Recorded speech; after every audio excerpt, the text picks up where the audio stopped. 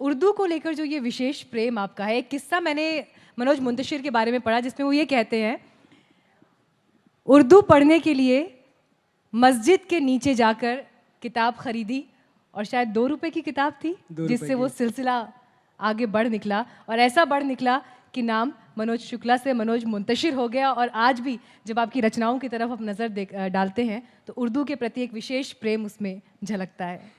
देखिए, उर्दू के प्रति मेरा विशेष प्रेम कोई घटना नहीं है, कोई बड़ी बात नहीं है। मैं समझता हूँ इस देश में, इस इतने बड़े पंडाल में एक इंसान खड़ा होकर मुझे बोल दे कि मैं 2 मिनट बात करूँगा बगैर उर्दू के, तो मैं उसके आगे झुक जाऊँगा। हो ही नहीं सकता। हमारी साझी विरासत है।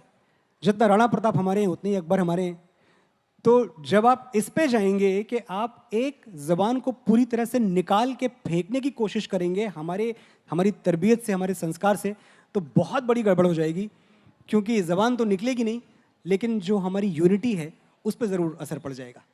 तो बड़ी बड़ी खूबसूरत ज़बान है। और मैं तो ये कहता हूँ कि एक मामूली सी बात अगर आपको कहनी हो कि भैया 1 कप चाय ले आओ, तो भी आप शुद्ध हिंदी में ये बात नहीं बोल सकते।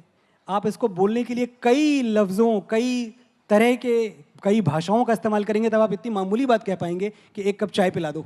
वरना अगर ये बात आप हिंदी में कहेंगे तो कैसे कहेंगे कि एक मृत्तिका पात्र में दुग्ध शर्करा युक्त ऊष्म पेय प्रदान किया जाए। तो हिंदी में चाय दोस्तों ऐसे मांगी जाती है। और चलिए आप उर्दू वाले हैं, अब आप उर्दू में ही चाय मांगेंगे। वैसा आप हिंदुस्तानी ज़बान से कोई लेना देना आपका है नहीं, तो आप ऐसे मांगेंगे कि एक लबरेज़े तपिश प्यालाए बरगे बरतानिया पेश किया जाए। तो मनोज मुंतशिर सिर्फ एक ज़बान का शायर है जो खालिस हिंदुस्तानी है। मैं चाय को चाय कहता हूँ और मेरी शायरी भी चाय को चाय कहती है। आप तो अमेठी में भी रहे, फिर इलाहाबाद भी मूव हुए, और जिस तरह से आप गंगा जमुनी तहजीब का यहाँ जिक्र कर रहे हैं, बड़ा खूबसूरत ये एहसास है। लेकिन फिर ऐसे ही दौर में जब इलाहाबाद का नाम बदल के प्रयागराज हो जाता है, एक कवि की नज़र उसे किस तरह से देखती है? नहीं, इलाहाबाद का नाम बदल के प्रयागराज हो जाता है तो मुझे तकलीफ़ होती है। और इसलिए तकलीफ़ होती है क्योंकि मेरी तमाम यादें इलाहाबाद की हैं।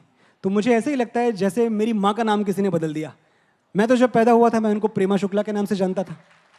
अब अचानक कल कोई आए और बोले अब इनका नाम सविता है, तो मैं सविता से कनेक्ट कैसे करूँगा? मेरी माँ का नाम प्रेमा शुक्ला है, मैं वही नाम जानता हूँ। तो मुझे नहीं पता क्या इसके पीछे वजह हैं। आप बदले नाम, लेकिन जब तक इलाहाबाद वालों में इलाहाबादी पना बाकी है तब तक सब ठीक है।